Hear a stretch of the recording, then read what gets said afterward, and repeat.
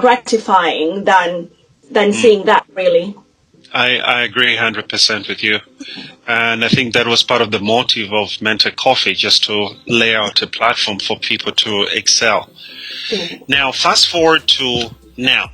Yeah. You know, I mean, you are busy. You've got all these programs that are lined out.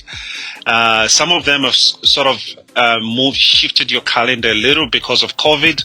But do you want to share what you are working on? Absolutely. So in 2017, I decided to reinvent myself because obviously, even when I worked with JTM, I was already in PR, but I didn't label it as PR, what I did. So fast forward to 2017, I got so tired of retail. I got so tired of property industry. I was like, I am just so totally worn out and I'm getting burnt out because the hours were atrocious. So I decided to join the PR industry. Sorry, excuse me a second. So yeah, that's okay. When you went back to England, I went back into retail. Okay. Yeah. Okay. No, I went back into retail and worked for a very luxurious bridal chain called Vera Wang, and in London, right in the heart of London. And they had a franchise. Brown's Bride had a franchise, the Vera Wang franchise. So I worked for them from 2011 to 2012. At that point, then I got tired of the industry because it was a little bit, much. And then that's when I decided to go back into the property industry. This time it was residential. So from Champlain, I had that experience. So I decided to go back into the industry. But here in England, you had to be trained locally. You had to have England and Wales certification. Yeah. So I did that. I did an NVQ3 qualification and got into the industry. But I have to say, I'm glad right now that Black Lives Matter, the movement, is out, because back in the day, we didn't have that cushioning or that kind of protection, and I was abused and I was mistreated and I was everything. So I left the industry because I just couldn't do it. They treated me like I was their maid, literally. And I was like, I didn't come all the way from Africa to be treated like a maid here. I'm qualified. No, thank you. So that's how I left that industry, and then did a little bit of retail again in the charity sector, but they're very poorly paid, overworked and very underpaid. So that's when the light bulb just went. I said, I need to get my life in order. And I just went back as a mature student and enrolled to Westminster University and did a PR and advertising degree, which I am just about to qualify in August. So I then awarded my undergraduate degree, which is not my first undergrad attempt. A story for another time. I did English as a second language when I was in California, so I have an associate degree for that. I did wedding planning and business management. I've got a diploma for that. So I've just been like reschooling myself, reinventing myself until eventually I feel like I've kind of gotten there. I'm not done with school yet. I'm still going back to school in September for my master's. But for now, this is where I'm at. And so then COVID happened in April this year. My plan was to launch my business, which is Brook, which is a membership organization for thought leadership. This is where, I discover, like you say, discover leaders and just put a spotlight on them.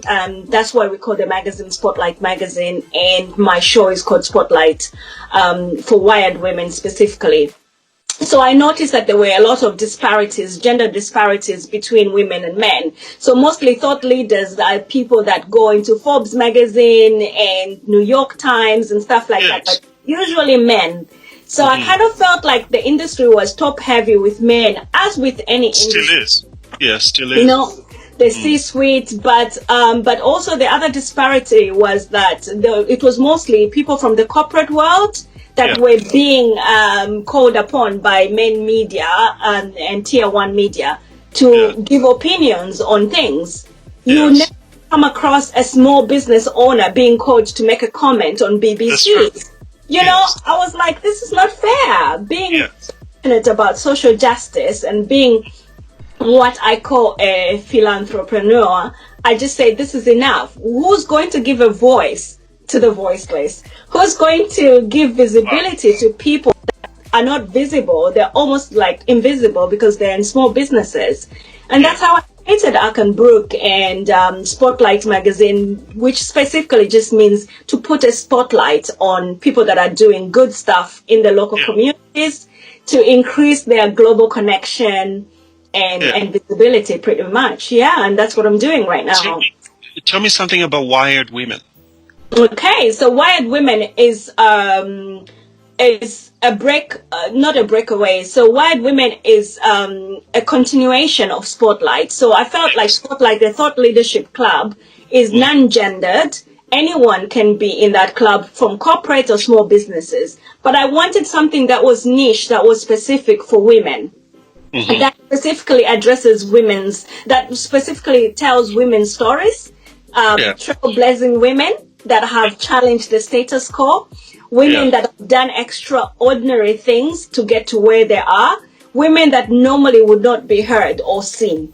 So that is why I created Wired Women, and it's all about connectivity. It's kind of like a network of women, but women empowering each other to replicate the success that they've had in their own businesses. So, for instance, you've been in business for 3 years, and you've got a lot of experience. And what the platform Wired Women, my network TV show, is to actually share that. I was going to ask about the TV show itself.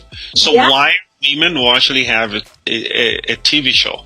Yeah, so I have a channel called Spotlight NetTv. So Wired Women is a program on Spotlight NetTv. Yeah, so it's one program. Gotcha. Okay, so where do you see this going? Let's say in the next 3 years, 5 years. Thank you for asking that, Peter. The sky is the limit, really. We can only do so much. I can only do so much as a human being and in this life that I'm given. But I'm hoping that it's just me creating the stepping stones. How far it will go, I may never see how far it goes because the legacy might live on long after I'm gone. So what I've created is just a stepping stone. It's just a platform where, the people that are coming behind me, coming behind us can continue the story, really. So, in short sight, now, when I see that I would have interviewed 1,000 women. So your aim is to interview about 1,000 women that you believe impact and reach a certain number of others.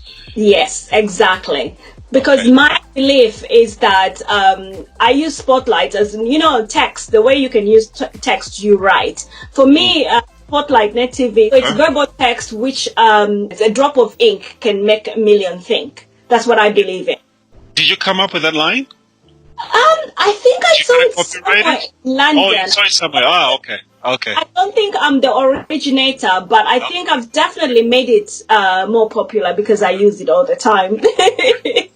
Great. So I think I've seen some of the ladies and that you bring on board for your interviews. They're very diverse, and some of them very well accomplished in Britain. Yeah. So that's true, because the criteria for the women that I bring on board is they need to have at least 10,000 hours of doing the same thing over and over. So in order to be classified as an expert, you need to have done 10,000 hours. Yeah, so I make sure that somebody that I interview, my guests, have done those hours and they've got something to give back to society by way of attributes. Yeah. Okay, so do you increase the scope of reach beyond England? Oh yeah, absolutely. I've interviewed 2 women from Zambia. Yes. I've interviewed, I've got somebody from South Africa who I just had a conversation with this morning, though the program, it will be published next month. Yes. I had a guest from Kenya. Yeah. I've had a guest from Guam. I had a guest from US, New Jersey. Yeah. So yeah, it's actually a global connection. So I'm talking about locally expert women, but who are globally connected. So it's more of a network. Yeah. So do you ever see this where women get together at some point? And the reason why you notice I keep zeroing in on women is that my previous guest, we were just having a conversation around how women need to be empowered and need to stand up. So I do know that there could be some who are thinking, hey, listen, how do I connect and how do I become part of this in some way? Absolutely. So yes, definitely. We are inviting women globally to connect with us because this is a major revolution. We are calling it a revolution. It's a wired women revolution where we are challenging the status quo. We no longer want things to remain as they are. We want to just challenge everything that is going on. We want to advocate for, so it's more of an advocacy organization. So we want to advocate for parity. There should be equal pay. It shouldn't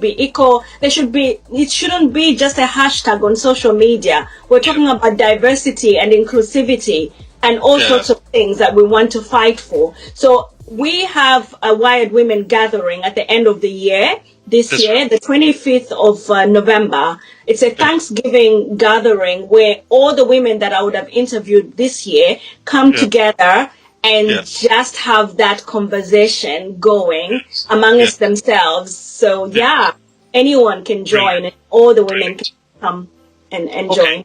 Yeah, so I was about to say that sometimes to provide the solutions for women from I'm going to use the oppressor. Sometimes you have to bring in the oppressor in the conversation. So what are you doing to reach the men? Absolutely. So I mean, obviously you're talking to one right now. Thank you for that. That's very insightful. I do have that provision for the men. So the Thought Leadership Club is a think tank itself, which is non-gender, as you recall, I said earlier in our conversation. This includes everyone. It includes all the whatever gender you identify with, because these days you have to be politically correct. You can't just say men and women, especially here in England where we live. So it's non-gender club. It's actually a LinkedIn group that I already have set up on LinkedIn. So this is a Thought Leadership Club where men are welcome to participate.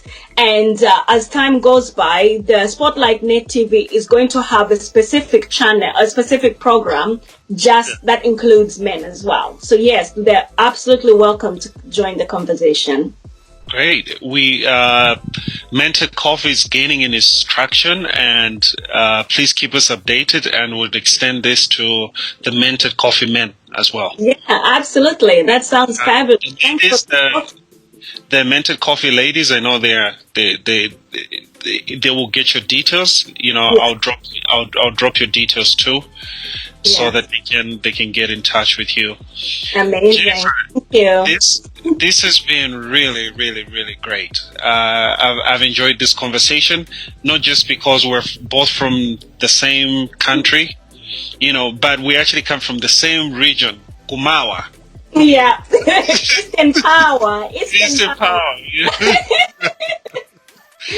No, the majority of the country will never really admit this, but really, frankly, the smarties, the smart people do come from Eastern Power. And the president, hello, that might not be very popular, so I'll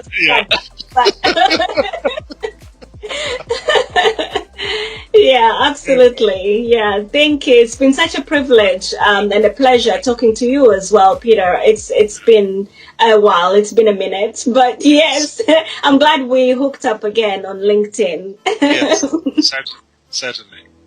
Great. So, ladies and gentlemen, if you've been watching this midway through, this has been Mentored Coffee, and I had a special guest, Jenny Nash. She hates to be called Jenny. Jennifer Nash. I just had to throw that in. You're very naughty. Santa is not coming your way this year. I'll find my own in Eastern Province. The Santa is white. I'll find my own. I'll find Chinyao. Zapeze Chinyao. Yeah, well, good luck with that. I don't know if he's going to be carrying any gifts. As a Nyamula Masoko. Ladies and gentlemen, it's been fabulous. It's been great. And please stay tuned because next week, Sunday, we have another exciting guest. I just had to have Jennifer in because she is a happy soul. You constantly have a smile when you're talking to her. So I wish you a great week, and remember, stay positive. And as I've been blogging in my recent posts, you're more than enough. Okay? Don't depend on anybody or wait for anybody to make it happen for you. You are more than enough to make it happen. So I look forward to catching up with you guys next week on this platform, as well as throughout the week, because I blog every day and my team also gets to post something on my behalf every other day. So but I always respond directly myself. Okay? So I look forward to seeing you guys in a couple of days. You take care and enjoy the rest of your Sunday. Bye-bye.